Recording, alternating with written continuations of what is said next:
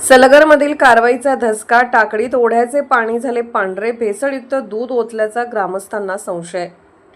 मिरज तालुक्यातील टाकरी येथे ओढापात्रामध्ये पाण्यात दूध ओतण्यात आल्याचे शुक्रवारी निदर्शनास आले। ओढ्यात ओतण्यात आलेले दूध भेसळयुक्त असल्याचा संशय व्यक्त करण्यात येत आहे। अन्न व औषध प्रशासनाकडून भेसळयुक्त दूध व अन्न भेसळी विरोधात जोरदार कारवाईची मोहीम राबवण्यात येत आहे। या पार्श्वभूमीवर कारवाईच्या भीतीने ओढ्यात दूध ओतून देण्याचे कृत्य करण्यात आल्याचा संशय ग्रामस्थांकडून व्यक्त करण्यात येत आहे। ओढ्याच्या पात्रामध्ये दूध ओतल्याने ओढ्यातील पाणी पांढरे दिसू लागले होते। याबाबत अधिक माहिती अशी की मिरज सलगरे रोडवर टाकरी येथे ओढा आहे। ओढ्यामध्ये असलेल्या पाण्यामध्ये अज्ञातांनी मोठ्या प्रमाणात दूध ओतले आहे।